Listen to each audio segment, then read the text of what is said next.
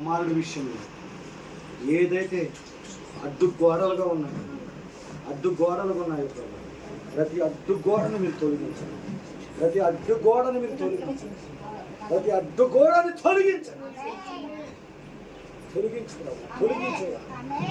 తన కుమారుడికి ఈ బట్టు ఏదైతే ఎగ్జామ్స్ ప్రిపేర్ అవుతున్నాడో దానిలో మంచి ఉత్తీర్ణతను ఇస్తున్నావు ప్రభా.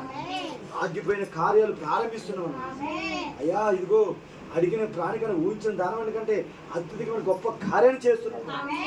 ఏదైతే ఒప్పుకున్నావు మరలా వైపు తిరగకుండా ఒక్క తన వాంతి చేసుకొని మరలా తిరిగినట్టు అలా తిరగకుండా మళ్ళీ మరలా మరలా తన మురుగుతో పొరినట్టు పొర్లిపోకుండా కనుక ఈ రోజు నుంచి ఒక యథార్థంగా అభిషేకంతో వెళుతున్నావు. ఆ దాంట్లో నిలబడగలిగితే అన్ని ఒకటి కాదు, అన్ని కార్యాలు దేవుడు నెరవేర్చబోతున్నావు. అన్ని కార్యాలు నీవు కూడా ప్రార్థన కూడా చేసుకోబోతున్నావు. ఏ ప్రార్థన అయితే తక్కువగా చేసుకోలేకపోతే బాధపడుతున్నావో ఆ ప్రార్థన దేవుడు మరలా నిన్ను చేయించడానికి దేవుడు చేయబోతున్నావు.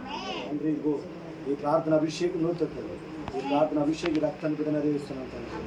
ఇగో నీ శిలువ రక్తంలో చాటేసి పంపిస్తున్నాను తండ్రి.